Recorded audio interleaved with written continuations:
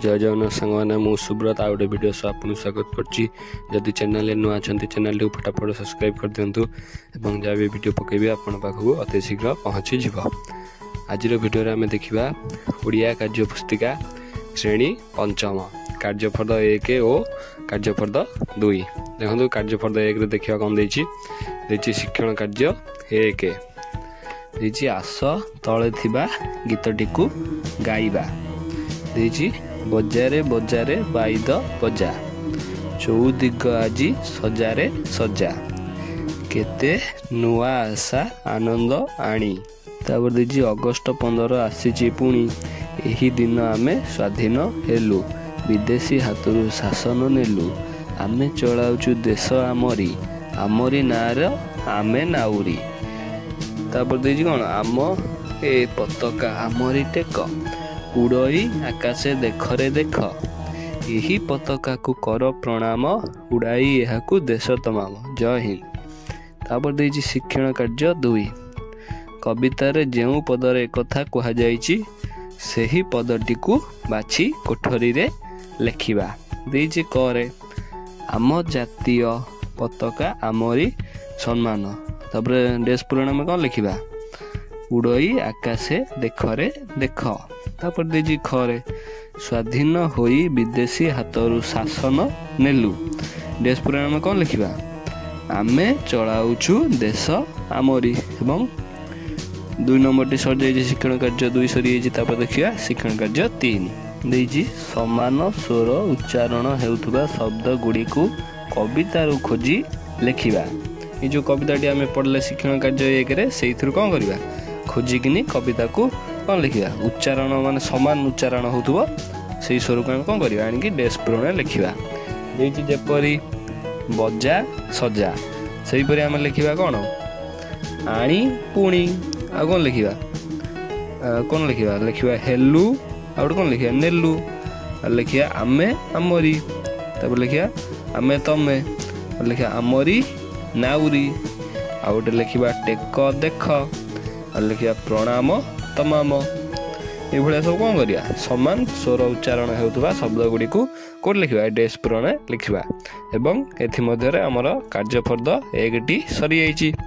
देखा कार्यफर्द 2 देती शिक्षण कार्य 1 देती तले लेखा थिबा अनुच्छेदटी को आस कौन करवा पढ़िबा देती आम देश पराधीन थिला विदेशी माने आम देश को शासन करुथिले सेमाने आम उपरे अन्याय अत्याचार मध्य कौन करुथिले। शेषरे आमे महात्मा गांधी अहिंसा नीति अनुसरण करी 1947 मसीहा अगस्ट 15 तारिख रे स्वाधीनता लाभ कलु ओ आमर तिरंगा ध्वजा उड़ाइथिलु आम तिरंगा आज आकाश रे फर फर होई कौन होची उड़ुची ओ आम देशर गौरवर कथा कौन होची कहूची। तापर देला शिक्षण कार्य 2 फर फर परी आउ 3टी शब्द कोठरी रे लिखिबा उतर लिखिबा आमे गोटे लिखिबा बर बर आ गोटे डेस पूरण लिखिबा कौन गर गर आ गोटे डेस पूरण लिखिबा थर थर। तापर देला शिक्षण कार्य 3 देची शिका 2 रे लिखि थिबा शब्द मानकु नहीं आस वाक्य गठन करिबा।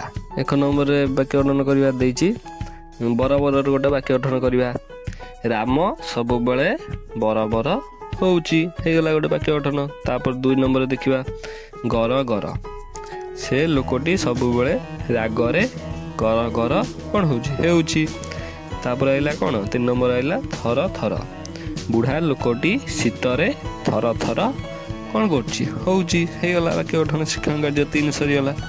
तापर देखिबा शिक्षण कार्य 4 देची विपरीत अर्थबोधक शब्द लिखिबा जेपरी स्वदेशी विदेशी सही परी हमें लिखिबा अहिंसा कौन हम अहिंसा हम हिंसा। तापर स्वाधीन तापर कौन हम पराधीन हम। तापर अन्याय न्याय नीति नीतिर विपरीत कौन हम अनीति। तापर देला आमर शिक्षण कार्य 5 जेपरी जातिरु जातीय होइछि सेहीपरि तळे दिया जायथिबा शब्द मानकर नुआ रूप लिखिबा ଦେଇଛି ଦେଶ କ'ଣ ହେବ ଦେଶୀୟ। ତାପରେ ଦେଇଛି ଜଳ ଜଳୀୟ। ତାପରେ ଦେଇଛି ଭାରତ ଭାରତୀୟ। ବାଷ୍ପ ବାଷ୍ପୀୟ।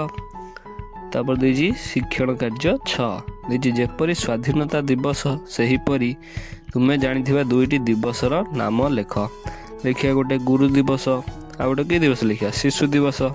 ଏବଂ ଆମର କାର୍ଯ୍ୟପଦ 2ଟି ମଧ୍ୟ କ'ଣ ହୋଇଛି ସରିଯାଇଛି ଏବଂ ଆମର ଭିଡ଼ିଓଟି ମଧ୍ୟ ସରିଯାଇଛି। ଏବଂ ଭିଡ଼ିଓଟି ଯଦି ଭଲ ଲାଗିଥିବ ଗୋଟେ ଲାଇକ୍ ଏବଂ ସବସ୍କ୍ରାଇବ୍ କରିବାକୁ ଜମା ବି ଭୁଲିବେ ନାହିଁ ଏବଂ କମେଣ୍ଟ ମାଧ୍ୟମରେ ଜଣାଇବେ ଭିଡ଼ିଓଟି ଆପଣଙ୍କୁ କେମିତି ଲାଗିଲା ଏବଂ ଆପଣ କେଉଁ କାର୍ଯ୍ୟ ପୁସ୍ତିକା ଚାହୁଁଛନ୍ତି କେଉଁ ଶ୍ରେଣୀର ଚାହୁଁଛନ୍ତି କମେଣ୍ଟ ମାଧ୍ୟମରେ ଜଣାଇବେ। ଆଉ ଗୋଟେ ଭିଡ଼ିଓ ସହ ନେଇ ଆସିବି। ରହୁଛି ନମସ୍କାର ଜୟ ଜଗନ୍ନାଥ।